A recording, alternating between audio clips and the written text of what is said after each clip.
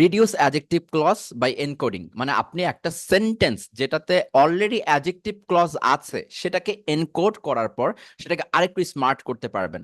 অন্যরা তো সবসময় বলে যে বাক্য বড় করলে হয়তো বা মার্কসটা বেশি আসে, বাট একটা কথা মাথায় রাখবেন, বাক্য বড় করাটা যতটুকু জরুরি তার থেকে জরুরি অযথা বড় না করা, এবং অযথা বড় না করে শর্ট এবং কনসাইজ ভাবে সুন্দর করে ছোট্ট করে সংক্ষিপ্ত একটা জায়গায় স্মার্টনেস দেখে তথ্যটা বেশি দেওয়া, সেটা কিন্তু আরো ভালো জিনিস। তার মানে আপনি অযথা কোনো শব্দ ইউজ করবেন না, শব্দের পরিমাণ কমিয়ে অতিরিক্ত তথ্য দিতে যদি আপনি পারেন তাহলে আপনি একজন ভালো রাইটার হিসেবে গণ্য হবেন। বুঝতে পারছি? তো আজকে আমরা এটাই করব। এই টার্মটা নর্মালি পড়ানো হয় না, এই টার্মটা নর্মালি কোনো বইয়ে থাকে না। সো আপনি হাজার খুঁজলেও এই টার্মটা কোনো বইয়ে পাবেন না। সো ক্লাসটা মনোযোগ দিয়ে রাখবেন, এবং আপনি যে খাতার নোটটা আজকে তৈরি করবেন এই নোটটা একটু সুন্দর করে গুছিয়ে রাখবেন বা ফটোকপি করে রেখে দিবেন, এটা কোনো বইয়ে থাকবে না কখনো। বা ফিউচারে যখন আপনি কাউকে শেখাবেন এটা কিন্তু আপনার কি করতে হবে, এই নোটটা দেখে আপনাকে ঠিক করতে হবে। ওকে, সো দেখেন, এটা ছিল আমাদের গত ক্লাসগুলো যেগুলো আমরা শিখেছি অলরেডি। সো আলটিমেট প্যাটার্ন, তারপর আমরা লাস্ট ক্লাসে কিন্তু এই সুন্দর একটা লাইন শিখেছি। সেই লাইনটা কি, এই যে, to make you a writer, Dhruva, CEO of Iptecom's English Academy, on Friday takes classes by using Zoom app, an online meeting platform, with his partner Sakib, a student of RUET at Russia University, a leading university of BD. So totally এই জায়গাটায় আমরা apposition, তারপর হচ্ছে আপনার সাবজেক্টের আগে পরে নিয়ে আসা, দিক কিভাবে, কার সাথে, পিটিআর কে। সো এই জিনিসগুলো আমরা শিখেছিলাম। সো এই সেন্টেন্সটা আমরা অন্য কিছু অ্যাপ্লাই করতে পারবো, তার জন্য আজকে আমাকে কিছু টার্ম সুন্দর করে শিখে নিতে হবে। সো তার আগে আমাকে জানতে হবে অ্যাডজেক্টিভ ক্লজ কি। আমরা অ্যাডজেক্টিভ ক্লজটাকে রিডিউস করব আজকে, বুঝতে পারছি? এই অ্যাডজেক্টিভ ক্লজটাকে আমরা রিডিউস করব, তো আমাকে এটা চিনতে হবে। সুন্দর করে বেসিক থেকে শিখিয়ে দিচ্ছি, আপনার কোনো নলেজ না থাকলে কোনো প্রবলেম নাই। বাট আপনার যেটা এখন মাথায় রাখতে হবে, আপনি বুঝতে পারতেছেন কিনা নিজেকে জিজ্ঞেস করবেন, এই আমি যা বলতেছি আমার মুখ থেকে যা বেরোচ্ছে আপনার কানে সেটা প্রবেশ করতেছে কিনা এবং সেটা মাথায় বুঝতে পারতেছেন কিনা। সো একটু দেখেন, অ্যাডজেক্টিভ ক্লজ নামটা ভুলে যান, আমি দেখাই কি কাজ হবে। দুইটা বাক্য মনে করেন আমি আপনাকে দিব, ঠিক আছে? এই দুইটা বাক্যে যে তথ্য থাকবে, আপনি যদি সেটা একটা বাক্যে নিয়ে আসতে পারেন তাহলে এই বাক্যটার সমৃদ্ধ হয় বেশি। সো এই দুইটা বাক্যকে একটা বাক্যে নিয়ে আসার জন্য একটা প্রসেস আছে। প্রসেসটার দিকে আপনার যেটা মাথায় রাখতে হবে সেটা হচ্ছে, দুইটা বাক্য যদি একই বিষয় সম্পর্কে তথ্য দেয়, কথাটা বুঝুন তাহলে দেখবেন খুব সহজ হয়ে যাবে। দুইটা বাক্য যদি একই বিষয় সম্পর্কে তথ্য দেয়, উদাহরণস্বরূপ মনে করেন আমি লিখলাম, মনে করেন এখানে হাসিব ভাই আছেন, আমি হাসিব ভাইয়ের কথাই বলি। হাসিব ভাই, হাসিব ভাই ইজ আ, মনে করেন আমি বললাম হাসিব ভাই ইজ অ্যান এমপ্লয়ি। আচ্ছা, হাসিব ভাই সম্পর্কে কি আমি একটা তথ্য দিছি, তাই না? এখানে আমি কি জানলাম, হাসিব ভাই কে? হাসিব ভাই ইজ অ্যান এমপ্লয়ি, মানে তিনি একজন চাকরিজীবী। ওকে, এরপর আমি আরেকটা বাক্য নিব, হাসিব ভাই রিলেটেড আরেকটা বাক্য নিব। কি? কি?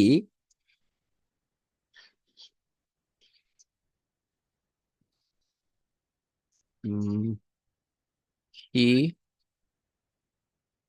গোস টু অফিস রেগুলারলি। এখন বাক্যটা বুঝছেন, বাক্যটা বুঝতে পারলে আপনার জন্য আজকে ক্লাসটা বোঝাটাই অনেকটা সহজ হয়ে যায়। ওকে, সো একটু দেখেন দুইটা বাক্য কি লিখছি দেখেন। হাসিব ভাই ইজ এন এমপ্লয়ি, ওকে ডান, তিনি একজন চাকরিজীবী। তারপরে আমি আরেকটা বাক্য লিখছি, বাক্যটা কি দেখেন তো, হি গোস টু অফিস রেগুলারলি। এখন বলেন, এই যে দুইটা বাক্য লিখলাম, দুইটা বাক্যে আমি কার সম্পর্কে তথ্যটা দিছি?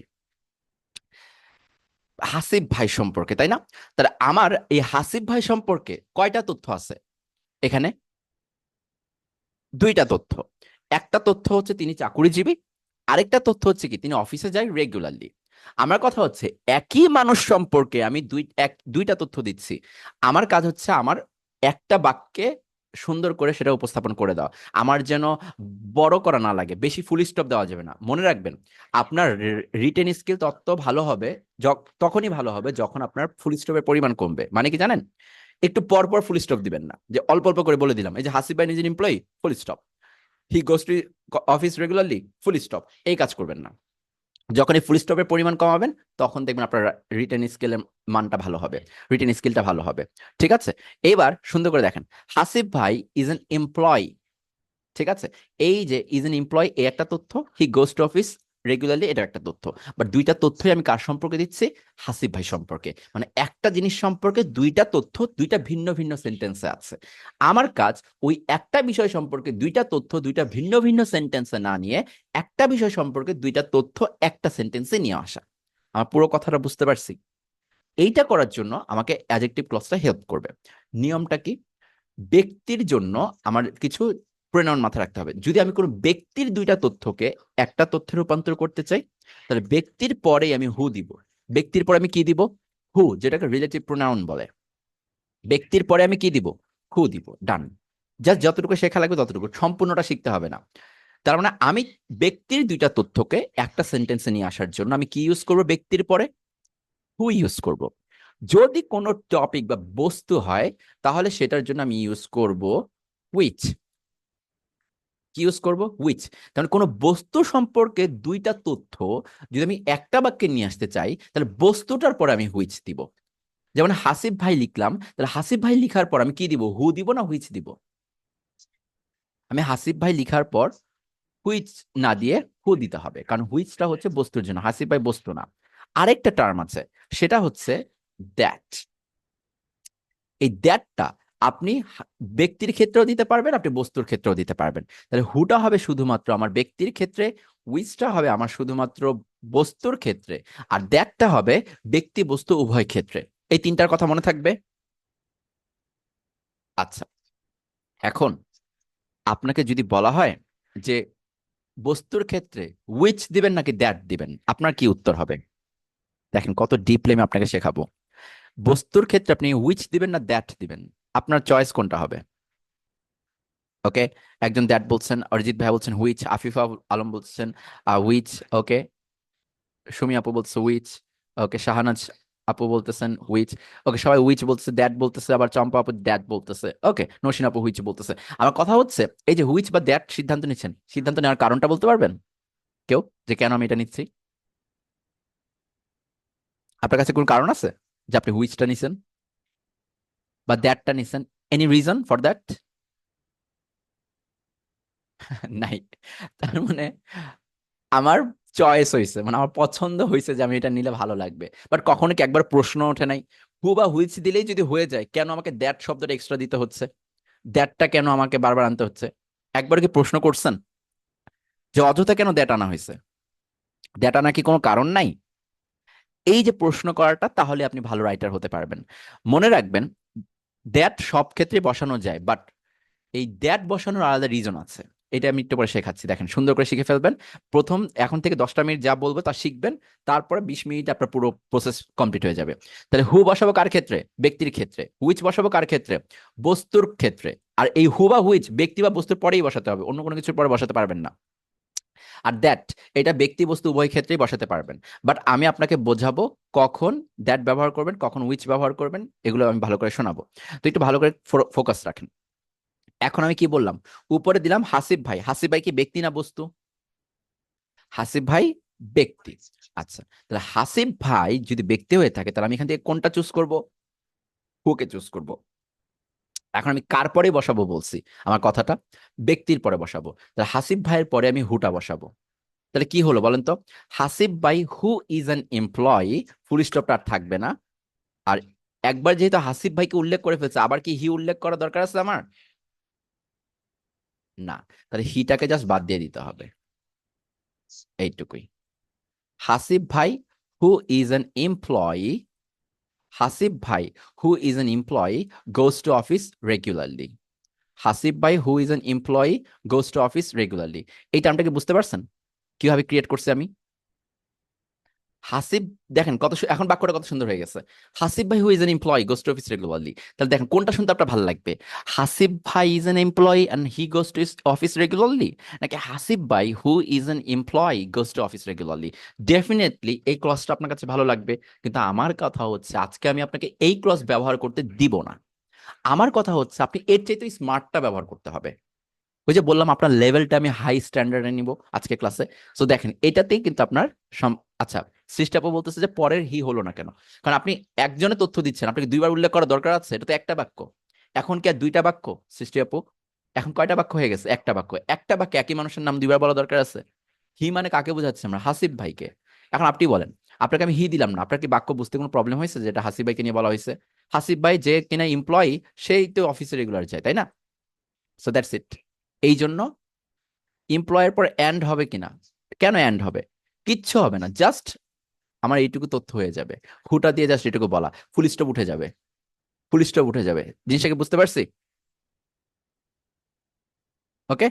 আচ্ছা, আরেকজন লিখছে জাহাঙ্গীর ভাইয়া, হাসিব ভাই is an employee who goes to office regularly. এখন আমাকে একটা কথা বলেন, আপনি এমপ্লয়ির পরে দিছেন, আপনি কি হাসিব ভাইয়ের পরে হুটা দিছেন?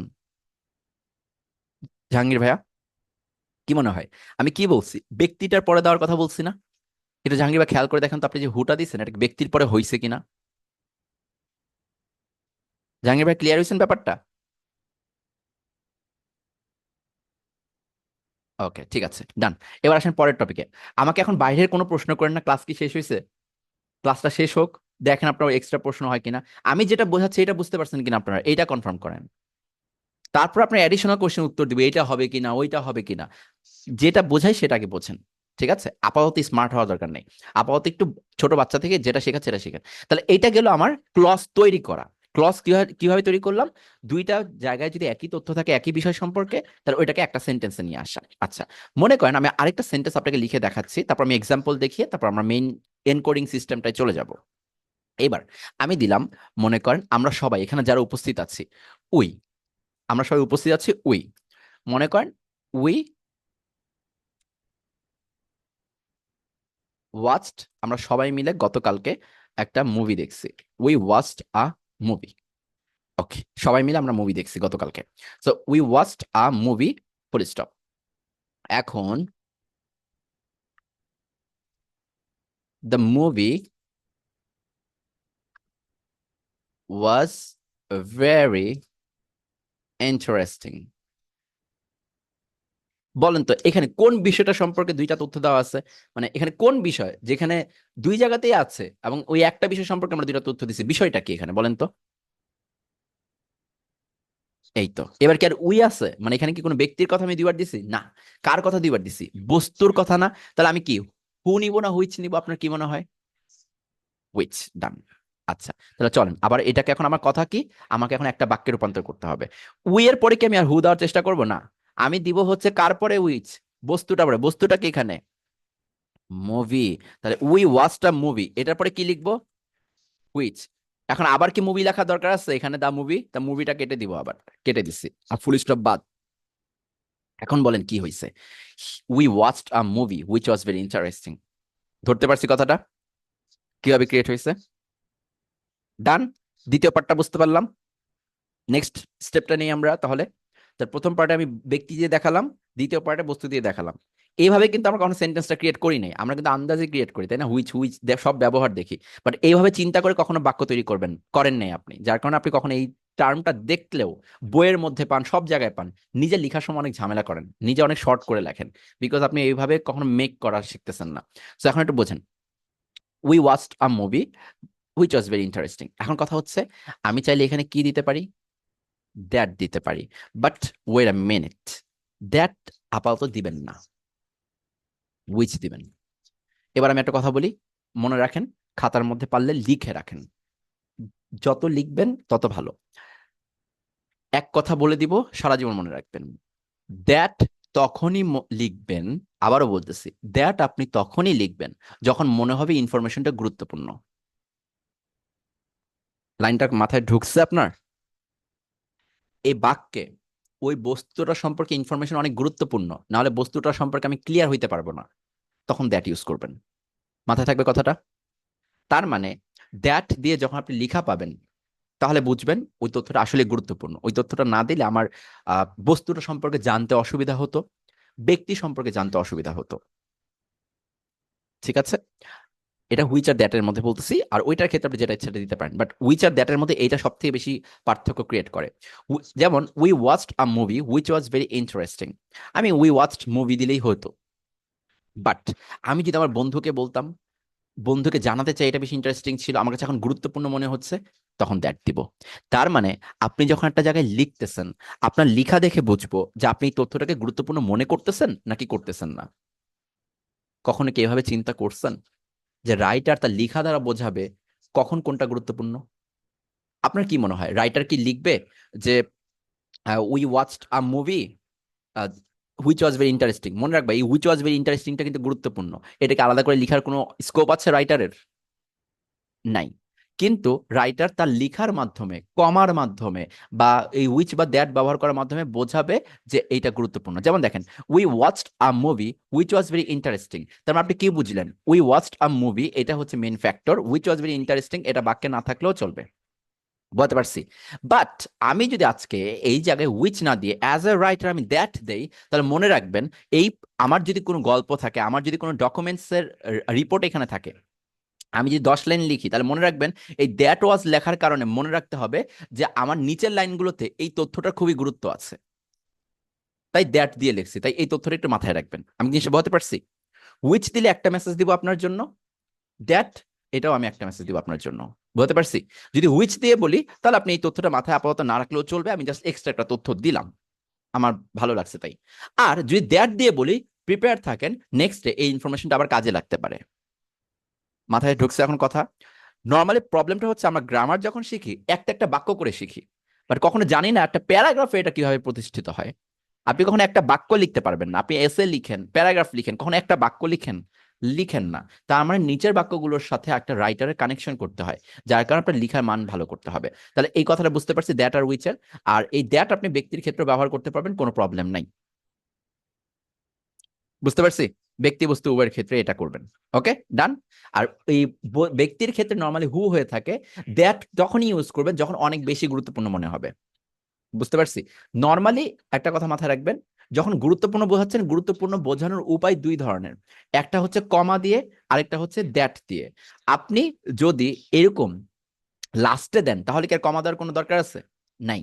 যদি এই কথাটাই শুরুতে দিতেন তাহলে কমা দিতে হতো। বুঝতে পারছি? কিরকম? যদি আমি একটা এক্সাম্পল দেই তাহলে ক্লিয়ার হতে পারবেন। যে আমি যদি লিখি দ্য মুভি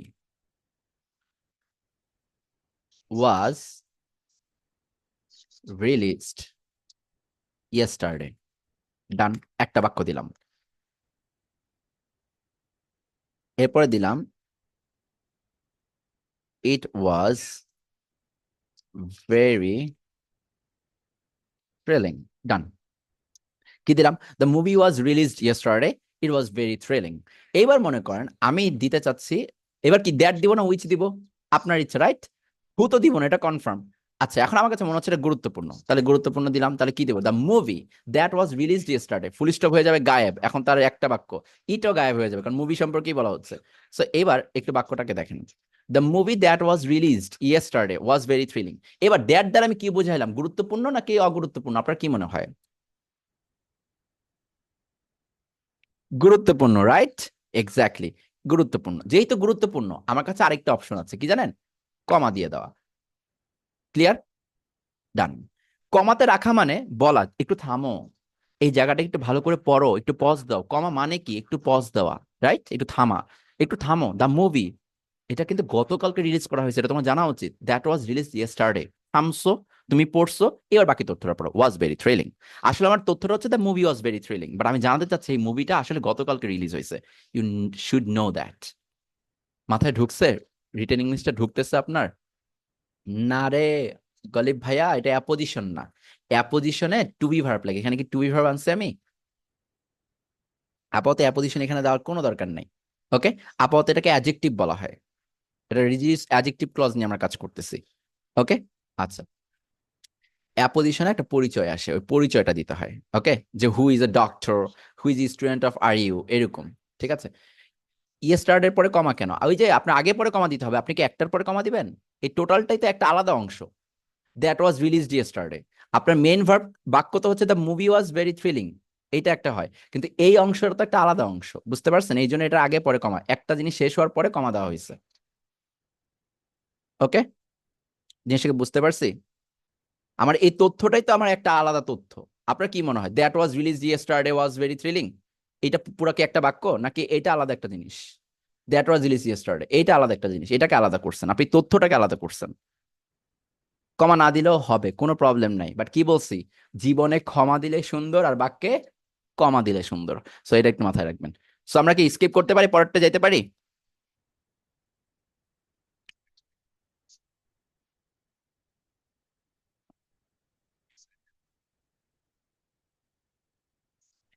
একই ভুল আবার আয়শা সিদ্দিকা আপু করলো। আপু বলতেছে the movie was released yesterday, that was very thrilling. এখন আপু বলেন দ্যাটটাকে আপনি ইয়েস্টারডে পরে দিছেন না মুভির পরে দিছেন? একটু আগে জাহাঙ্গীর ভাই ভুলটা করছিল, হুটা দিছিল ইয়ার পরে। এখন আপনি বলেন দ্যাটটা কিসের পরে দিছেন? ইয়েস্টারডের পরে দিছেন। আমি আপনাকে কি বলছি, হু হুইচ দ্যাট কিসের পরে দিবেন? ওই ব্যক্তি ওই বস্তুটার পরে। তাহলে আপনি শেষে যদি অ্যাড করেন দ্যাট, আপনি কি বস্তুটার পরে দিতে পারতেছেন? আয়শা আপু ক্লিয়ার? Good, very good. এবার ডান। এখন কি আমি বুঝতে পারছি কিভাবে দুইটা তথ্যকে একটা ক্লজে নিয়ে আসতে পারবো? মনে রাখবেন দুইটা প্রশ্ন করবেন, আমার এক ব্যক্তি সম্পর্কে দুইটা তথ্য দিচ্ছে কিনা আর একই বস্তু সম্পর্কে দুইটা তথ্য দিচ্ছে কিনা, তাহলে আপনি এই কাজটা করতে পারবেন। বাট প্রবলেম হচ্ছে, এখন অব্দি যদি আপনি আসেন আমার লার্নার হিসেবে, যদি আপনি এতদূর অব্দি শিখেন, তাহলে আপনি 10-এ 4 পাওয়া সেন্টেন্সটাকে 10-এ 7 পাওয়া সেন্টেন্সে এখন আপাতত ক্রিয়েট করতে পারছেন। বাট প্রবলেম হচ্ছে 10-এ 10 পাইতে হবে। এখন আমরা 10-এ 10 পাওয়ার সেন্টেন্সে যাব, রেডি? আমরা 10-এ 10 নিয়ে আসবো এখন সেন্টেন্সটা থেকে। তার আগে একটু উদাহরণগুলো একটু দেখে নিই। দেখেন, এই যে I saw a man, the man was wearing a red hat. এখানে বলেন তো তথ্য কার সম্পর্কে দেওয়া হচ্ছে? দুইটা, দ্য ম্যানের সম্পর্কে। এই দেখেন, এখন আই স আ ম্যান, ম্যানের পরে আমি হু দিলাম, তারপর was wearing a red hat. So এরকম করে এখানে উদাহরণগুলো দেওয়া আছে। So the book is on the table, the book is about history. তাহলে দ্য বুক সম্পর্কে দুইটা তথ্য দেওয়া আছে না? তাহলে দ্য বুক, এরপরে আমি দিব that is on the table is about history. কারণ আমি কোন বুক সম্পর্কে বলতেছি এটা তো জানি না, তাহলে এই ইনফরমেশনটা আমার জন্য খুবই গুরুত্বপূর্ণ। এই জন্য দ্যাট ডেট আমি বলছি।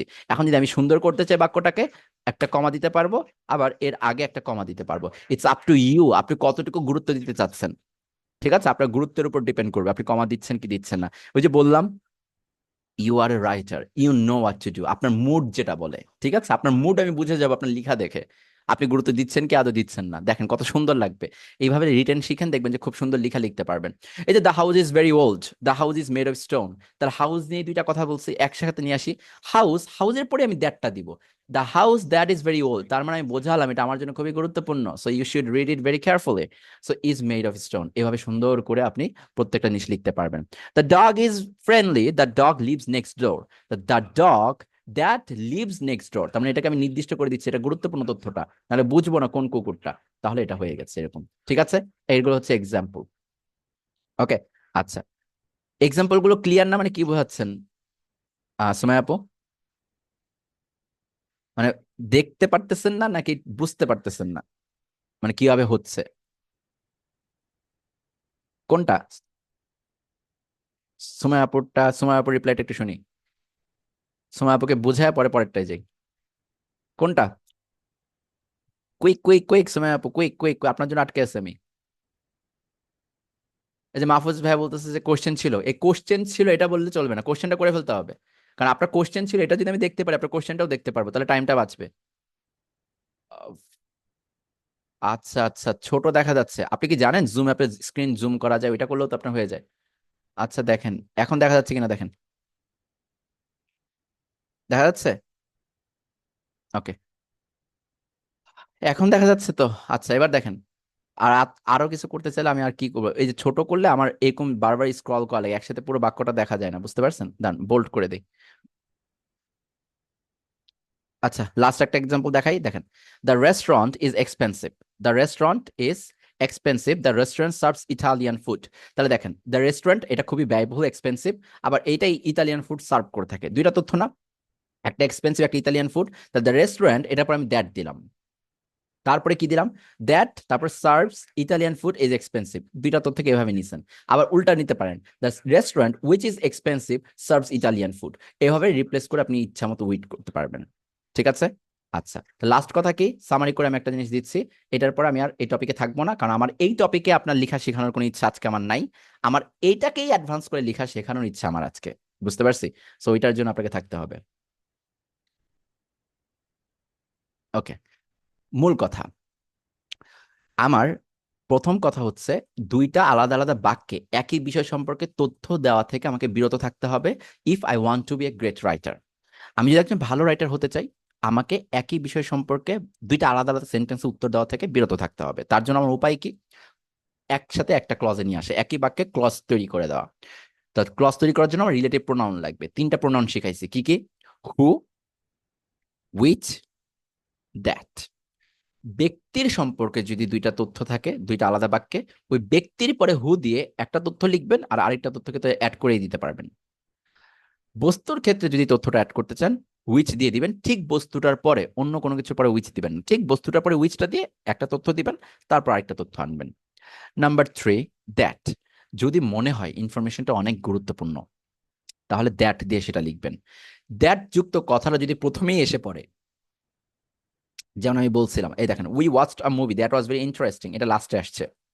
তারপরটা দেখেন, the movie that was released yesterday, এটা কিন্তু আমার মাঝখানে আসছে। যদি মাঝখানে আনতে পারেন, তাহলে আপনি এই দ্যাট যুক্ত জিনিসটাকে কমা দিয়েও লিখতে পারেন। বাট মনে রাখবেন, কমা দেওয়া মানে ইম্পর্টেন্সটা বেশি বোঝাচ্ছেন। আপনার যদি মনে হয় আমি এতটা ইম্পর্টেন্স বোঝাতে চাচ্ছি না, মোটামুটি ইম্পর্টেন্ট, কমা না দিলেও চলবে। It's depends on your mood, it depends totally on your mood. So এইটা হচ্ছে নর্মালি আমার 3টা কথা। বুঝতে পারছি? এই কথাটা যদি বুঝতে পারি, now we are ready for our journey encoding. আমাকে এখন এনকোড করতে হবে। এইবার আমাকে এনকোড করা শিখতে হবে। So ready? এনকোড করা শিখবো আমরা এখন। বেশি সময় লাগবে না, জাস্ট এনকোডিং করা শিখে ফেলেন, এরপর আপনার 10-এ 10 চলে আসবে। রেডি? এই বেসিকটা বুঝতে পারছি তো? এই বেসিকটা যদি আগে থেকে জানা থাকে তাহলে সহজ, বাট আমি ধরে নিচ্ছি যে আপনি আপাতত গ্রামার টামার বুঝতেছেন না বা পারেন না। কিছু গ্রামার নলেজ আপনার থাকতে হবে, গ্রামারটা যদি ক্লিয়ার করে ফেলতে পারেন তাহলে অনেক ভালো হয় আপনার জন্য। সো দেখেন, সো এনকোডিং এর ব্যাপারটা বলতেছি এখন। এনকোডিং কিভাবে করব? একটা বাক্য নিব, উপর থেকে আমরা জাস্ট বাক্য নিব, অ্যাডজেক্টিভ ক্লজকে আমরা এনকোড করব। এই দেখেন উপরে আজকে টপিকটা লিখছি, একেবারে উপর টপিক লেখা ছিল যে অ্যাডজেক্টিভ ক্লজ, সেটাকে এনকোড করা, রিডিউস করতে হবে। তো একটা অ্যাডজেক্টিভ ক্লজ আমরা নেই, ঠিক আছে? কোনটা নেওয়া যায়? এই যে এটা নেই, রেড হ্যাট। এটা চাইতে ভালো আরেকটা নিতে হবে, দাঁড়ান একটা ভালো দেখে নিই, যেটাতে আমি সবগুলো এক্সাম্পল একসাথে দিতে পারবো। এই যে এটা পাইছি, চলেন এইটাকে আমি নেব, দ্য রেস্টুরেন্টেরটাই। Okay, the restaurant that serves, এটা নিলাম। একটু আগে যেটা করলাম এটাকে আমি নিলাম। আমার কথা হচ্ছে, এইবার আপনারা অ্যাজ এ লার্নার এবার চেঞ্জ আনবেন আপনাদের মাঝখানে। ধরেন এটাকে আমি দিলাম, ফন্টটা বড় করে দিচ্ছি আপনাদের দেখার জন্য। ওকে, আই থিঙ্ক এখন আপনার কোনো প্রবলেম হচ্ছে না। দেখেন, the restaurant that serves Italian food is expensive. বাক্যটা বুঝতে পারছি? রেডি? এখন এটাকে আমরা 10-এ 10 করবো। এটা এখন আছে 10-এ 7, এটাকে আমি 10-এ 10 নিব। আসেন, এইটা করার আগে আরেকটু চেঞ্জ আনি। এইভাবে এই বাক্যটাকেই আমি আরো ভাবে লিখতে পারি, অনেক ভাবে লিখা যায়। এই বাক্যটাকে এইভাবে আসা যায়, মনে করেন একটা হচ্ছে দ্যাট সার্ভস, আমি যদি এভাবে বলি দ্যাট ইজ, তারপরে সার্ভিং, লিখতে পারি না? জাস্ট আপনার ইয়ার জন্য, কন্টিনিউয়াস ফর্মে নেওয়ার জন্য, যে সার্ভ করে যাচ্ছে। সার্ভস মানে তো করে, আর ইজ সার্ভিং মানে করে যাচ্ছে। যদি টেন্সের নলেজ থাকে তাহলে বুঝতে পারবেন। আচ্ছা, এটাকে আরেকভাবে লিখা যায়, কি লিখা যায়? এটাকে আরেকটা বাক্যে নিয়ে আসতে পারবেন। আপনি লিখতে পারবেন দ্য রেস্টুরেন্ট দ্যাট হ্যাজ বিন। কখনো হ্যাজ বিন দিয়ে লিখা মানে অনেক আগে থেকে চালু হয়ে করে যাচ্ছে। The restaurant has been serving, এর মানে হচ্ছে অনেক আগে থেকে শুরু করে সার্ভ করে যাচ্ছে। দেখেন আমি খালি চেঞ্জগুলো আনতেছি, যে এইভাবেও বাক্য হইতে পারতো। আমি যে এখানে লিখছি যে দ্য রেস্টুরেন্ট ইজ এক্সপেন্সিভ, এই যে the restaurant serves Italian food, এটাকে আমি এটা লিখতে পারতাম না? দ্য রেস্টুরেন্ট ইজ সার্ভিং, যদি কন্টিনিউয়াসলি লিখতাম। সো সেম জিনিসটাই আমি আপনাকে দেখাচ্ছি যে বিভিন্ন টেন্সে লিখলে কি কি হইতে পারতো, কারণ এটা আমার জানতে হবে। তারপর আমি আপনাকে বোঝাবো রিডিউস কিভাবে করবেন। আমি দেখাচ্ছি যে এই সেন্টেন্সটা অন্যরকম থাকলেও হইতো। বুঝতে পারছি? একটু দেখেন, হ্যাজ সার্ভড হইতো, বাট আমি হ্যাজ দিব না। ঠিক আছে, কেন দিব না আমি একটু পরে বলতেছি। সো এইটুকু কি বুঝতে পারতেছি? The restaurant that serves Italian food, that is serving Italian food, that has been serving Italian food. বুঝতে পারছি? এটাকে আর কিভাবে লিখা যায় বলেন তো? মনে করেন অতীতে সার্ভ করতো, এভাবে লেখা যায় না? দ্যাট সার্ভড, এখন সার্ভড লিখতে পারি না? The restaurant that served Italian food is expensive. আচ্ছা, আর কি কি লেখা যায় দেখেন তো এটাকে? আমি কি লিখতে পারি না the restaurant that will serve, এখনো প্রতিষ্ঠিত হয় নাই, বাট যখন এটা প্রতিষ্ঠিত হবে ইতালিয়ান ফুড সার্ভ করবে তখন এটা এক্সপেন্সিভ হবে। The restaurant that will serve Italian food is expensive, মানে এই রেস্টুরেন্ট যেটা কিনা ইতালিয়ান ফুড সার্ভ করবে সেটা কিন্তু অনেক এক্সপেন্সিভ। তাহলে কি এটা লেখা যায় না? আমি কি জিনিসটা বোঝাতে পারতেছি আপনাকে যে আমি টেন্সের অনুযায়ী বিভিন্নভাবে এটা লিখতে পারতাম, এই বাক্যটা বিভিন্নভাবেই দেওয়া যেত। ওকে, আচ্ছা, তারপরে আমি এটাকে অনেকভাবে লিখতে পারি, হ্যাড বিন, এরকম অনেক কিছু দিতে পারি। সো আপাতত এই কয়েকটা রাখি। এই 5টা সেন্টেন্সের চেঞ্জটা কি বুঝতে পারছি? বাক্যগুলো এটাই হইতে পারতো, সার্ভসও হইতে পারতো, ইজ সার্ভিং এ হইতে পারে, হ্যাজ বিন সার্ভিং এ হইতে পারতো, এটা সিচুয়েশনের উপর ডিপেন্ড করে। এখন আমার প্রশ্ন আপনার কাছে, প্রশ্নটা হচ্ছে এ প্রত্যেকটার মধ্যে একটা কমন জিনিস আছে, কি সেটা কে বলতে পারবে? এ প্রত্যেকটা বাক্যে একটা কমন জিনিস আছে। What is that common thing?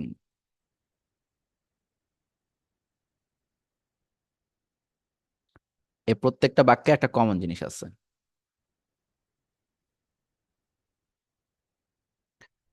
That serves, that is serving, that has been serving, something is common. আচ্ছা, না না, বাক্যের কথা বলতেছি, নট একটা শব্দ। মূলত এই প্রত্যেকটা বাক্যের মধ্যে সবচেয়ে কমন জিনিসটা হচ্ছে সবগুলো অ্যাক্টিভ টেন্সে আছে, খেয়াল করে দেখেন। শব্দ ভিন্ন হলেও সবকিছুর কমন হচ্ছে অ্যাক্টিভ টেন্স, মানে অ্যাক্টিভ ভয়েস। খেয়াল করছেন? এখানে প্রত্যেকটা কি অ্যাক্টিভ ভয়েস না? একটা নাম যদি দেই, অ্যাক্টিভ ভয়েস। আমি তথ্যের কথা বলতেছি না, আমি জাস্ট বাক্যের কথা বলছি, বাক্যে একটা মিল আছে। মিলটা হচ্ছে প্রত্যেকেই অ্যাক্টিভ ভয়েস। আচ্ছা, তার মানে এনকোডিং এর প্রথম শর্ত, আমাকে কি হইতে হবে? অ্যাক্টিভ ভয়েস হইতে হবে। ওকে, ওকে। আমি এখন অ্যাক্টিভ জিনিসটাকে এনকোডিং করব। এনকোডিং এর রুলস লিখে নেন। যদি কখনো অ্যাক্টিভ হয়, একজন বলতেছি স্ক্রিন ছোট করো, একজন বড় করো, দুই ধরনের কথা হচ্ছে, একটু সাবধান। এখন দেখেন, বুঝতে যদি সমস্যা হয় তাহলে বলেন যে দেখতে প্রবলেম হচ্ছে, এটা হচ্ছে। আচ্ছা দেখেন, তো যেটা বলতেছি যে অ্যাক্টিভ যদি হয় তাহলে কি হবে? এনকোড করব। এগুলো কিন্তু ওই বাক্যগুলো যেটা আমরা রিডিউস করে আনছি, কিন্তু আমার এখন 10-এ 10। এই যে আগের বাক্যটা 10-এ 10 করতে হবে। এই যে the restaurant that serves Italian food is expensive, এটাকে এখন আমি 10-এ 10 নিয়ে আসবো। কি করবেন দেখেন, রুল নাম্বার লিখে ফেলেন। যদি কখনো অ্যাক্টিভ সেন্টেন্সকে এনকোড করতে হয়, রুল নাম্বার 1 লিখে ফেলেন। অ্যাক্টিভ সেন্টেন্সকে এনকোড করব, রুল নাম্বার 1, নাউনের পরেই, মানে যেটার পরে দ্যাট বা হুইচ বসান আপনি বা হু বসান, নাউনের পরেই ভার্বের আইএনজি দিতে হয়। নাউনের পরেই ভার্বটার আইএনজি দিতে হয়। ডান? লিখছেন? লিখার পর কনফার্ম করুন। একজন কনফার্ম করলে আমি পরবর্তী কথা বলবো, কারণ একজন লিখে ফেলে বাকিদের লিখতে হবে, এত স্লো হইলে হবে না। তো কি বললাম? নাউনের পরে সরাসরি ভার্বের আইএনজি দিব। লিখছেন এটা?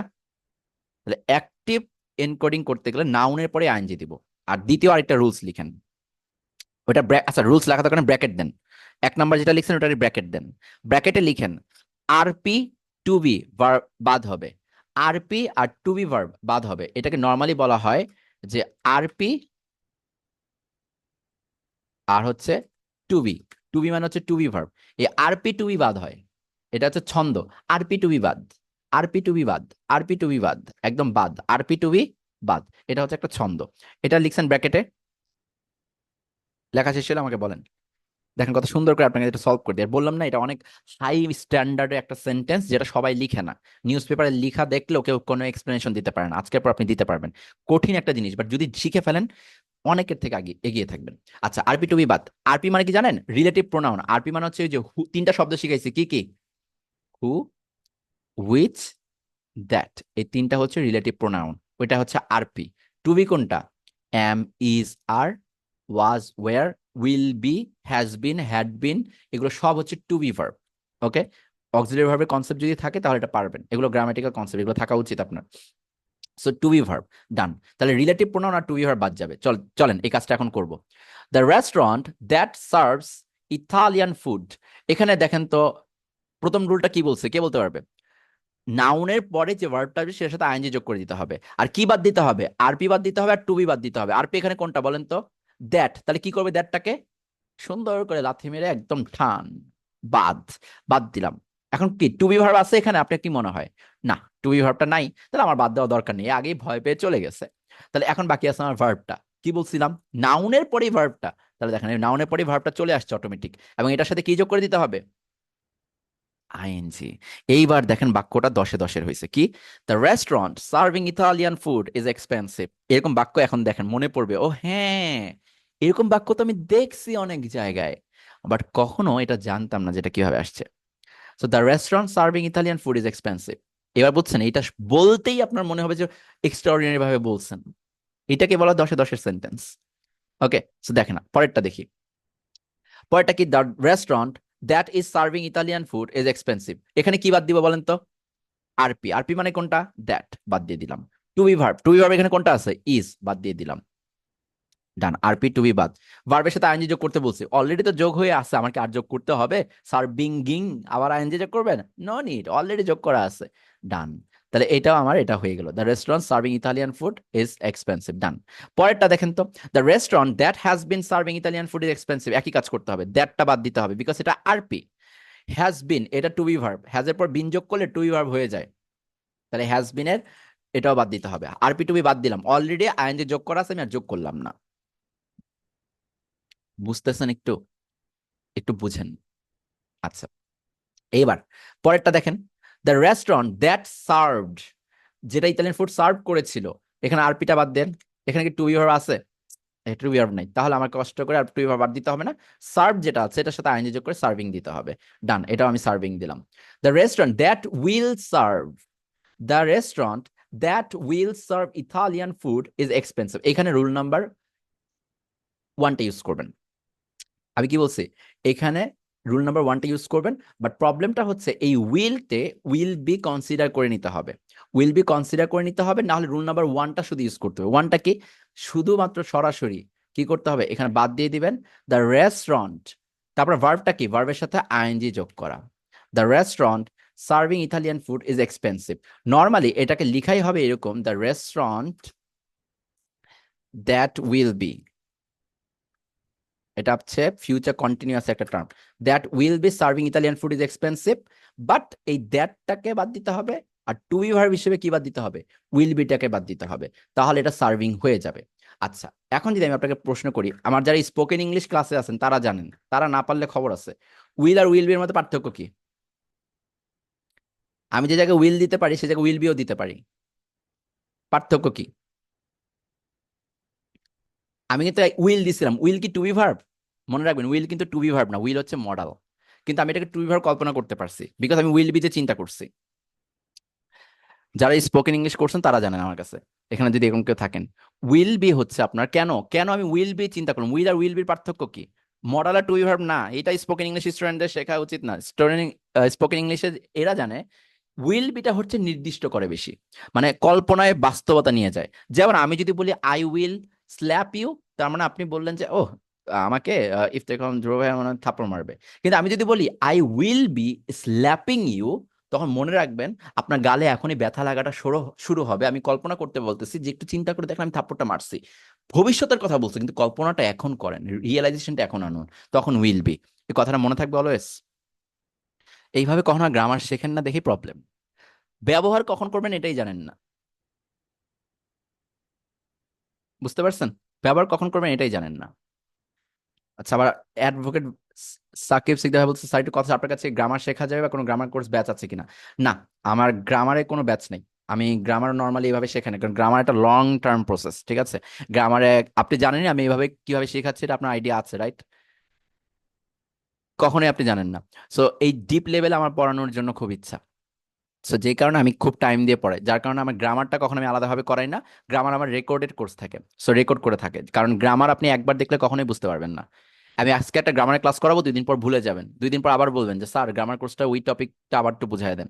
এই জন্য গ্রামার আমার সবসময় ইয়া থাকে, সো ওইটা পেইড কোর্স, ওইটা আমার রেকর্ড করা আছে। সো আপনার যদি গ্রামার কোর্স করতে হয় ওইটা করতে হবে, আমার কাছে আলাদা করে করবো না। আমি কখনো ওয়ান টু ওয়ানও করাই না, গ্রামার ক্লাসের জন্য আমি কোনো কোর্সও ছাড়ি না, কারণ ওইটার জন্য আপনাকে রেকর্ডেড করতেই হবে। গ্রামার কোর্স যারা রেকর্ডেড না করে সারা জীবন শিখতে হয় এদের গ্রামার। বুঝতে পারছি? সো এটা একটু মাথায় রাখবেন। সো যদি আপনার ইয়া থাকে আমি লাস্ট আবার বলে দিব যে কিভাবে গ্রামার করবেন, আপাতত এটা একটু দেখেন। সো আমার কথা হচ্ছে the will be serving, will আর উইল বি পার্থক্য কি? উইল হচ্ছে জাস্ট হবে, ভবিষ্যতে হবে, উইল বি মানে ভবিষ্যতে হবে, আমার এখনই ফিলিং হচ্ছে ভবিষ্যতে হচ্ছে। বুঝাইতে পারছি? আমি যদি বলি I will come to your house tomorrow, just অ্যাকসেন্টটা চেঞ্জ করছি বোঝানোর জন্য, I will come to your house tomorrow, এর মানে বোঝালাম কালকে আমি আপনার বাসায় আসবো, ওকে ডান।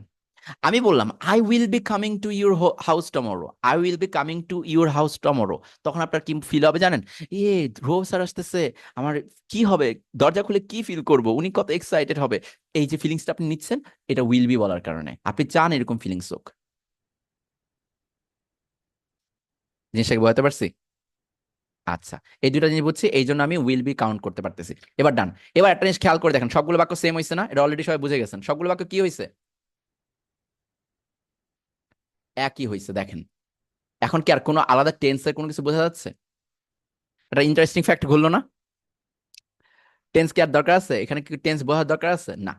এখন কথা হচ্ছে, আমাকে একটা জিনিস বোঝান, এখানে আসলে কোন ভার্বটা দেখলে বোঝা যাচ্ছে টেন্সটা কি? কে বলতে পারবে?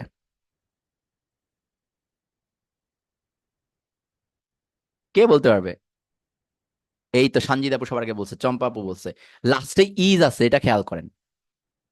আমার কথা হচ্ছে এইটুকুকে বাদ দেন, রেড অংশটা, এটা বাদ দিলাম।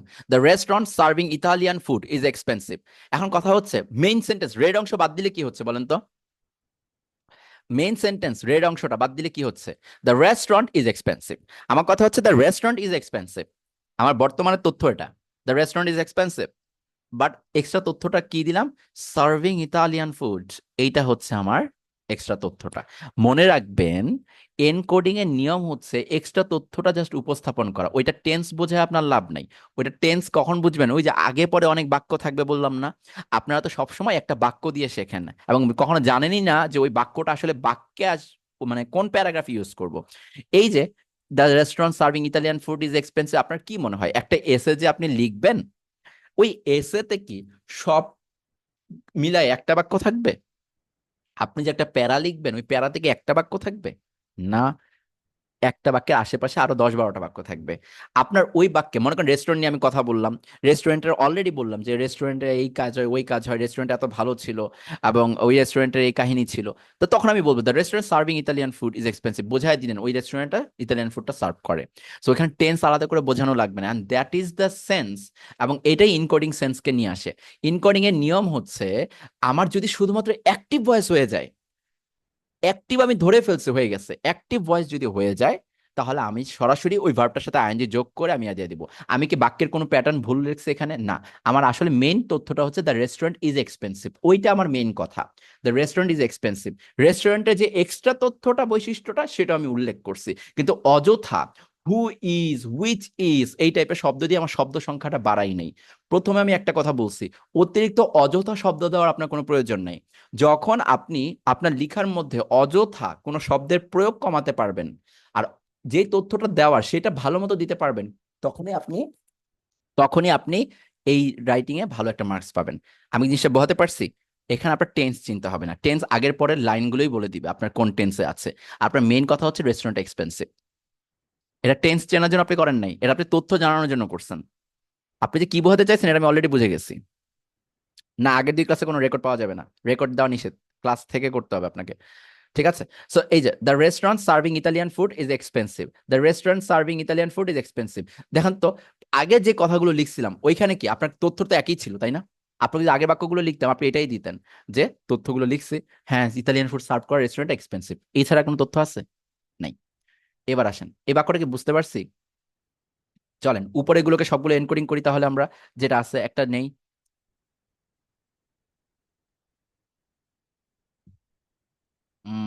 একটা নেই, দাঁড়ান। এই যে এটা নাই, প্রথমে যেটা আছে এটাই নেই আগে। এটা ম্যাচ করবে এনকোডিং এর জন্য, এটা আমরা ম্যাচ করাইতে পারবো। সো এটাকে একটু ঠিক করি, দাঁড়ান। এটা এনকোডিং করে আমরা নেক্সট আরেকটা আছে এনকোডিং, দুইটা এনকোডিং শিখে ফেলবেন। আমি আপনাকে পরে নিউজ পেপারের ইয়াগুলো দেখিয়ে দিতে পারবো যে লাইফে আপনি কোন জিনিসগুলো আসলে না বুঝে পড়ছেন এবং সেটা আসলে কি হয় নিউজ পেপারে লেখা হয়। নিউজ পেপারে কখনো টেন্স উল্লেখ করে না, তার এই তথ্য উল্লেখ করে। দেখেন, I saw a man who was wearing a red hat, কে লিখতে পারবে এটাকে এনকোড করে? Who can do it? এই তো করিম আক্তার আপু লিখে ফেলছে, ভেরি গুড। আপনি 10-এ 10 সেন্টেন্স লিখে ফেলছেন অলরেডি আজকের ক্লাসের। I saw a man that বাদ ওয়াজ বাদ, বা হু সরি হু বাদ ওয়াজ বাদ। তাহলে I saw a man just wear এর সাথে আইএনজি অলরেডি আগেই আছে। I saw a man wearing a red hat. এখন আপনি আমাকে বলেন, যদি আমি বলতাম I saw a man who was wearing a red hat, আপনার কি কোনো তথ্যে ঘাটতি থাকতো? দুইটা তো বাক্য তো বললেন, এই বাক্যে যে এই কথাটা বললেন আপনাকে তথ্যে কোনো ঘাটতি রাখছেন? রাইটার কি রিডারকে কোনো তথ্য কম কম দিছে? দেয় নাই। কিন্তু দেখেন আপনার শব্দের সংখ্যা কমিয়ে দিয়েছেন, স্মার্টনেস বাড়িয়েছেন। আমরা কি পছন্দ করি? অল্প কথায় যে বোঝাতে পারে তাকে পছন্দ করি না, নাকি সারাদিন বকর বকর করতেই থাকবে কিছুই বুঝবে না তাকে পছন্দ করি? কোনটা? অল্প কথা বেশি তথ্য, এইটা রাইটারের প্রধান বৈশিষ্ট্য হওয়া উচিত। এটাই আপনি লিখছেন এখানে, যারা যারা বাক্য লিখছেন তারা প্রত্যেকে 10-এ 10 পাওয়ার বাক্য লিখছেন। আজকের পর কি বুঝতে পারছি এটা কিভাবে আমরা করব? রাইটার হিসেবে আপনার চিন্তা চেঞ্জ করতে হবে, না হলে আপনি ভালো রাইটার হইতে পারবেন না। এইটাই রিজন। এখন শুনেন কেন বললাম, এরপর আমি জাস্ট আরেকটা দেখাই দিব, আপনার ক্লাস শেষ হয়ে যাবে। এখন শুনেন যে কথাটা বলবো এটাও লিখে রাখতে পারেন। এবার বলেন, যে সারা জীবন শিখছে যে টু বি ভার্বের পর আইএনজি হয়, টু বি ভার্বের পর আইএনজি হয়, টু বি ভার্বের পর আইএনজি হয়, এখন দেখেন তো, I saw a man wearing a red hat, তার কাছে কি কোনো গ্রামেটিক্যাল কোনো কিছু কনসেপ্ট আছে এটার? সে কি সারা জীবন কোনো এক্সপ্লেনেশন দিতে পারবে? আই স আ ম্যান, এখানে তো টু বি ভার্ব না, আইএনজি কেন হইলো? এটা তো রানিং কন্টিনিউয়াস টেন্স না, সারা জীবন চিল্লালেও এখানে কোনো লাভ হবে না। বিকজ সে জানেই না যে এটা একটা ক্লজকে রিডিউস করছে আমরা, এটা রাইটারের একটা বৈশিষ্ট্য এনকোড করছে এটাকে আমরা। চিন্তা করেন, ঠিক আছে? সো এইটা হচ্ছে আপনার কাজ। সো এখানে সারা জীবন চিল্লালেও হবে না, যেটা ভুল লেখছে, তুমি এইটুকু গ্রামার পারো না যে আইএনজি দেওয়ার আগে টু বি ভার্ব দিয়ে নিতে হয়, তাকে নিয়মটা পারলে শিখাইয়া দিয়েন, কারণ এইটা শিখতে হয়েছে আপনার এই প্রায় 1 ঘন্টা ধরে। এটাকে বলা হয় এনকোডিং। মনে থাকবে, স্মার্ট রাইটারের একটা বৈশিষ্ট্য এখন আপনার মধ্যে চলে আসছে। ওকে, আচ্ছা, এবার আসি পরবর্তী পার্ট। এবার মনে করেন আরেকটা বাক্য আমি আপনাদের জন্য চুজ করতেছি। বাক্যটা যদি এরকম নেই,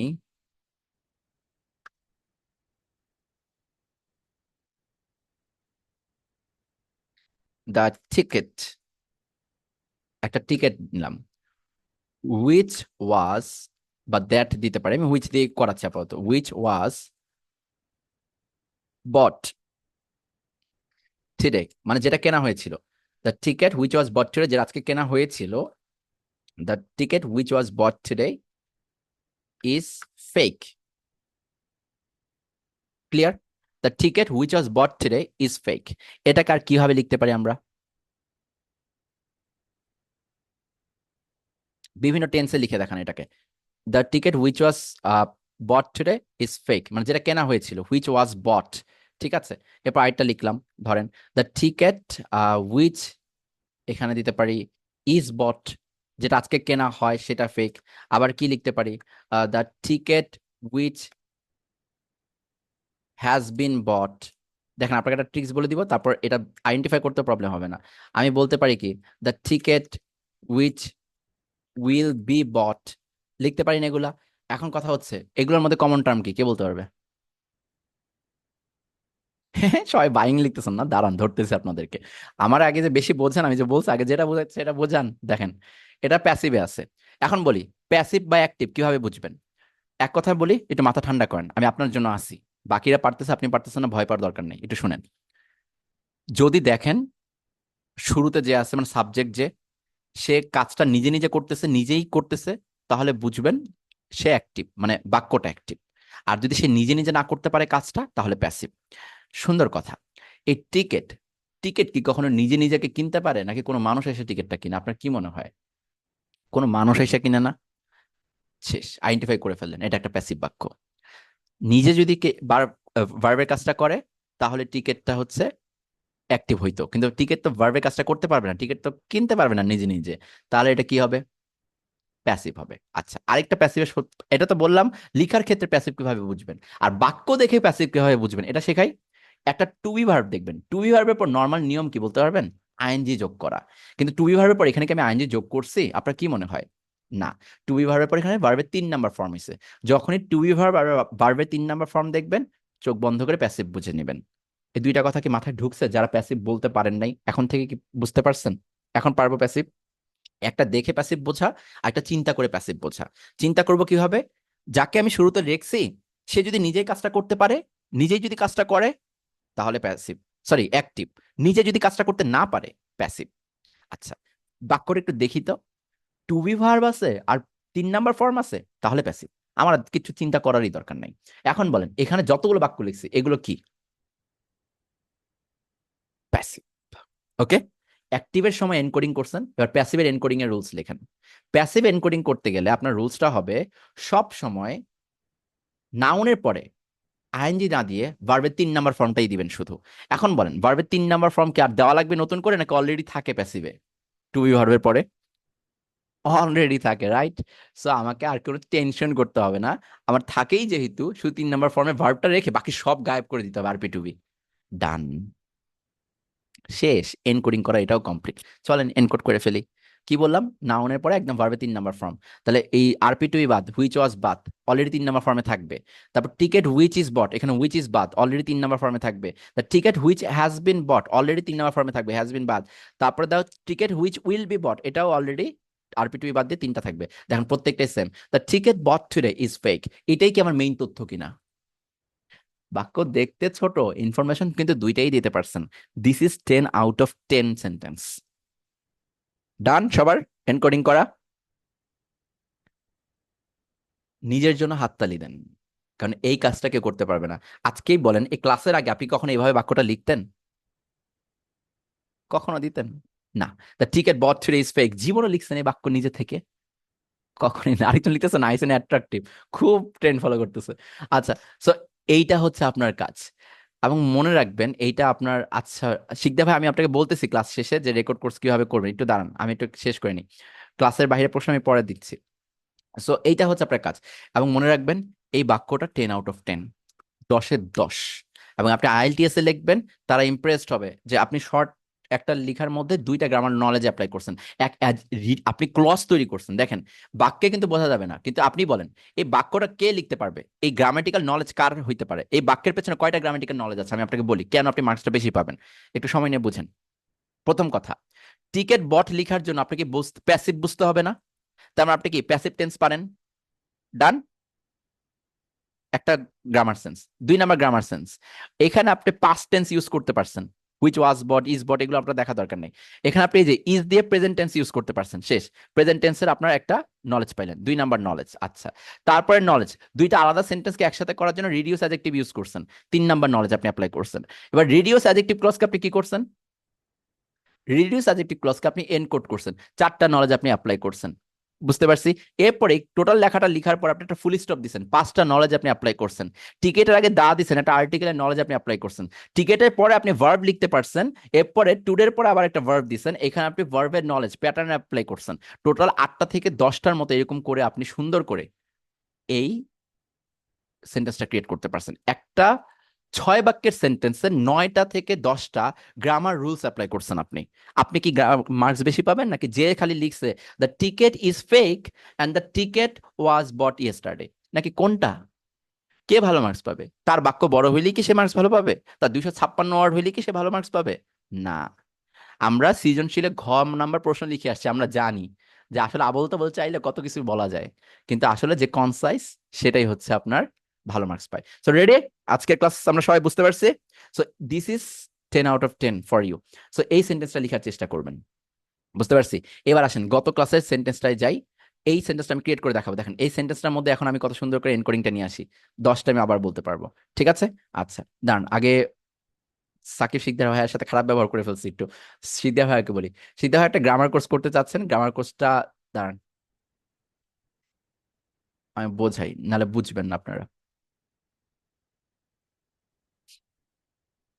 একটু টাইম দিবেন। আর বাকিরা একটু কোশ্চেন করতে পারেন, যে কোনো কোশ্চেন করা থাকলে একটু করেন, আমি বলতেছি। আর বিশ্বাস করেন, আর 3টা ক্লাস লাগবে আপনাদের, ঠিক আছে? আপনাদের একটা স্পেশাল রাইটিং ক্লাস হবে, আইএলটিএস এর কিছু লেখা থাকবে, আর আপনাকে নিউজ পেপার দিয়ে একটা কলাম দেওয়া হবো আপনার সামনেই। ওই নিউজ পেপারটা থেকে আপনি লিখতে পারবেন। মানে আপনি নিউজ পেপারের লাইনটা লিখবেন। আর কিভাবে আসছে নিউজ পেপার যদি এক্সপ্লেন করে দিই আপনার ভালো লাগবে না? যে নিউজ পেপারে এই রুলস অ্যাপ্লাই হয়েছে আপনার শেখা, সো এটা আমি করে দিব, ঠিক আছে? ওইটার জন্য স্পেশাল একটা রাইটিং ক্লাস থাকবে। বৃহস্পতিবার হবে না শুক্রবার হবে স্পেশাল রাইটিং ক্লাসটা। কারণ আগামী ক্লাস আপনার হবে মঙ্গলবার, আজকে রবিবার, আগামী ক্লাস মঙ্গলবার। ওই মঙ্গলবারে ক্লাস করার পর নিউজ পেপারে কলাম সলভ করার জন্য আপনি মোটামুটি রেডি থাকবেন। সো বৃহস্পতিবার এটা করব, ঠিক আছে? গ্রামার শিখবেন, দাঁড়ান গ্রামার আমি বলতেছি, ওয়েট করেন। সবাই গ্রামার নিয়ে পড়ছে। আচ্ছা, পেয়ে গেছি, সেট করে ফেলছি। ওকে, সো দেখেন স্ক্রিন দেখা যাচ্ছে সবার কাছে? চেক করেন।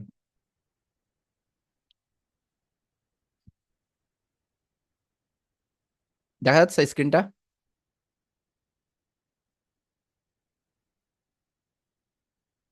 5 মিনিট এটা সলভ করে আমি বাক্যটার দিকে আবার যাবো। ওকে, দেখা যাচ্ছে। আচ্ছা, স্পিকিং ক্লাস আমি এখন বলবো না, একটু পরে বলছি, দাঁড়ান আমি আগে বাক্যগুলো শেষ করি, এই ঝামেলাটাকে শেষ করি। ইংলিশ গ্রামার ফুল কোর্সের এই যে এই জায়গায় আমি হচ্ছে এগুলো সবগুলো এখানে রেকর্ড করে রাখছি অলরেডি। আমি জানি না এখানে অলরেডি আছে ব্যাচে আপনার কয়েকজন ওরা নিয়ে নিছে। নর্মালি এইখানে 130 জন মেম্বার অলরেডি আছে, 130 জন এই ক্লাসটা করতেছে। এটা হচ্ছে নর্মালি রিটেন ইংলিশ আমার কাছে যারা যারা করতো তাদেরকে আমি এই কোর্সে এক্সেস দিতাম, ঠিক আছে, তাদের এই কোর্সে ঢুকতে হইতো। সো এই গ্রামার কোর্সটা এখানে টোটালি আছে। এখানে আপনার বিসিএস, তোয়েফেল এক্সাম, আইএলটিএস এক্সাম, মানে আপনার কথা হচ্ছে পেট থেকে বেরোইছেন, এখন আপনি আইএলটিএস এক্সাম দিবেন, লাস্ট জীবনে শেষ গ্রামার শিখতে চান, যা যা দরকার আছে এই জায়গায় আছে।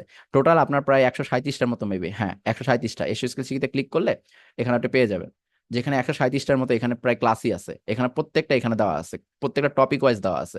137 নাম্বার ক্লাস হচ্ছে আপনার কি কোয়াসি প্যাসিভ ক্লাস, ঠিক আছে। এই যে কোয়াসি প্যাসিভ ভয়েস, এগুলো আপনি কখনো শেখেন না, এগুলো এখানে আছে। সো এখানে নর্মালি সবগুলো ক্লাস দেওয়া থাকে, ঠিক আছে, 137টার মতো ক্লাস। কেন আমি এটা মূলত লাইভ করাই না, এর মেইন রিজন হচ্ছে একটা গ্রামার ভিডিও একবার দেখলে আপনার হবে না, এটা আপনার দেখতে থাকতেই হবে, দেখতে থাকতেই হবে। 10 বছর পর মনে হবে ইস একটু কোয়াসি প্যাসিভটা দেখে আসি, তো তখন এসে আবার দেখতে হবে। সো নর্মালি 130 জন এখানে যারা আছেন তারা রিটেন কোর্স করে করে এখানে জয়েন করছে, সারা জীবনের জন্য তাদের এক্সেস এখানে, বুঝতে পারছেন। সারা জীবন তারা এখানে থাকবে এবং তারা এখান থেকে থেকে গ্রামার শিখবে, কারণ গ্রামারটা আমি আলাদা করে শেখাতে পছন্দও করি না। কারণ একটা গ্রামার ভিডিও, আমি যদি একটা কথা বলি এটাকে 10 বার বলতে হবে গ্রামারটাকে বোঝার জন্য। সবার গ্রামার নেওয়ার নলেজ এক না, আপনি হয়তো হাই স্ট্যান্ডার্ডে গ্রামার বোঝেন, ও হয়তো বা বুঝে না, ওর একটা ভিডিও 10 বার দেখতে হবে। যার কারণে এই জিনিসটা আমি এড়ানোর জন্য আগে লাইভ করাইতাম, এখন আর করাই না। এরকম কোর্স এখানে রেডি করা থাকে। সো কেউ যদি করতে চায় তখন এই কোর্সে এখানে এসে তারা জয়েন করে ফেলে, বুঝতে পারছি। সো আপনি চাইলে এখান থেকে জয়েন করে ফেলতে পারেন। এবং আপনি এই কোর্সে এনরোল করার পর আমরা হচ্ছে এই কোর্সে একটা হোয়াটসঅ্যাপ গ্রুপ খুলবো কিছুদিনের মধ্যে।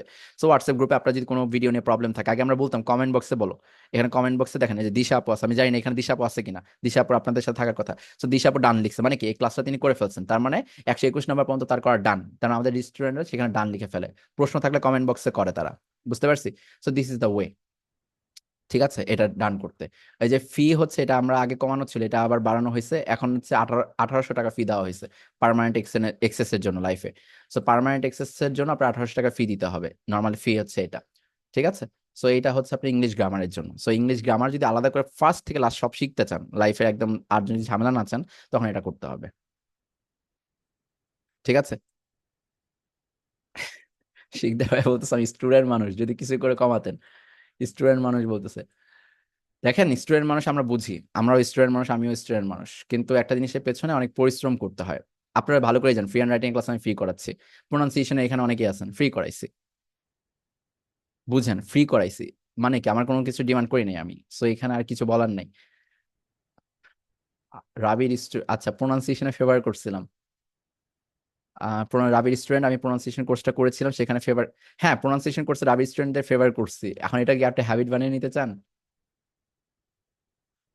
আচ্ছা গ্রামার কোর্স না, আচ্ছা গ্রামার কোর্স অলরেডি কারা কারা আছেন গ্রামার কোর্সের ব্যাচে?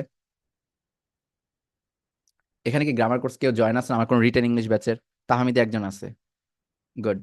আর কেউ আছে? মিলন ভাইয়া আছে, আচ্ছা। আপনাদের যখন রিটেন ইংলিশ কোর্স করছিলাম আপনাদের তখন গ্রামার কোর্সের ইয়া কত দিয়েছিলাম আপনাদেরকে? রিটেন ইংলিশের জন্য আলাদা একটা ইয়া থাকে।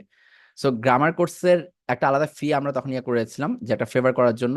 মনে রাখবেন গ্রামার কোর্সটা আপনি পার্মানেন্ট পাবেন। গ্রামার কোর্সে আপনার যা যা বলা আছে সেটার কোনো নোট করতে হবে না, সেই গ্রামার কোর্সে সবকিছু আপনার এখানে দেওয়া আছে। সো এটা আপনাকে কমপ্লিট করে ফেলতে হবে। সো গ্রামার কোর্সের ব্যাপারটা আমি একটু পরে বলতেছি, আপাতত একটু ক্লাসে যাই। আমার মাথায় আছে, আপনি রাবির স্টুডেন্ট, মাথায় থাকবে, একটু দাঁড়ান, আমাকে একটু ভাবতে দেন, হঠাৎ করে আমি হুটহাট করে সিদ্ধান্ত করবো না। 1000 না, আমি একটু দাঁড়ান, একটু ওয়েট করেন প্লিজ, আমাকে একটু সময় দেন, আমি একটা কাজ করে আসি, তারপর আসতেছি। আপনি খুশি হবেন এটাই বলবো, সমস্যা নেই। বাট আপাতত গ্রামারটার আগে একটু এটা বলে নেই। দেখেন, to make you R writer, Dhruv CEO fifth English academy on Friday takes classes. এইখানে আমরা অ্যাপোজিশন ব্যবহার করছি, রাইট? রাইট, আচ্ছা। এটা করার পর আমি অ্যাটেন্ডেন্স নিব, তারপর আমি বাদ বাকি কথা বলবো, ঠিক আছে। So to make you R writer, Dhruv CEO fifth alums English academy on Friday takes classes by using Zoom app. এইবার আমরা বস্তুগুলো সম্পর্কে অ্যাপোজিশন ইউজ না করে চলেন কিছু একটা ইউজ করি, অন্য কিছু একটা ইউজ করি। এবার জুম অ্যাপের সময় আমি কি অ্যাপোজিশন ইউজ করছিলাম, তাকান স্ক্রিনে, তাকান একদম তাকান। জুম অ্যাপের সময় আমি কি ইউজ করছিলাম, সরি অ্যাপোজিশন ইউজ করছিলাম, যে it's an online platform, meeting platform. এবার মনে করেন আমি এটা দিলাম, জুম অ্যাপ উইচ, উইচ কেন আসতেছে বুঝতেছেন তো? প্লিজ এখন আর প্রশ্ন করবেন না। এতক্ষণ ক্লাস নেওয়ার পর যদি আবার বলেন যে উইচ কেন দিতেছি, প্লিজ এটা করেন না। So zoom app which has been serving us for many years. এটাকে লিখতে পারি কিনা বলেন? আপনি যদি বলেন যে হ্যাঁ লিখতে পারি,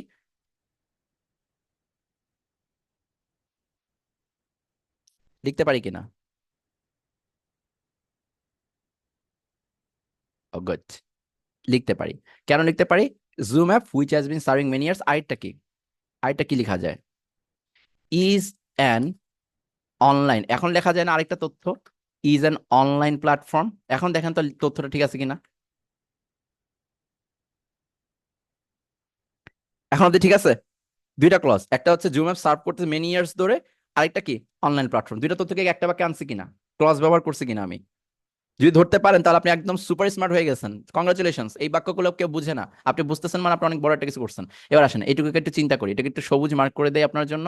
দেখেন আপনি কি শিখছেন এটা আপনি কল্পনা করতে পারবেন। আপনি গ্যারান্টি দিয়ে বলতেছি, ইউনিভার্সিটিতে পড়েন না, আপনার ফ্রেন্ডকে দেন, একটা এক্সপ্লেনেশন দিতে পারবেন না এই বাক্যের। এই যে Zoom app which has been serving us, এখন বলেন 10-এ 10 পাবো এই বাক্যে কিভাবে? হুইচটাকে বাদ দিতে হবে, আর কি বাদ দিব? হ্যাজ বিন সার্ভিংটাকে বাদ দিব। গুড। সার্ভিং কেন বাদ দিব? হ্যাজ বিনটাকে বাদ দিব, আরপিটুই বাদ দিব। ওকে ডান। সার্ভের সাথে আইএনজি যোগ করবো। এবার দেখেন, by using Zoom app serving us for many years is an online platform, এটাকে কি করা যায়? আলাদা করবেন এখন, বিকজ এটা সম্পর্কে আপনি আলাদা একটা জিনিস মুড নিতে চাচ্ছেন, বাক্যটাকে সহজ করতে চাচ্ছেন। এবার এটাকে কমার মধ্যে দেখেন। সো দেখেন, to make you a writer, Dhruvo, CEO of Ipthegon's English Academy, on Friday takes classes by using Zoom app, serving us for many years, is an online platform. With his partner Sakib, a student of RUET at Rush University, a leading university of VD.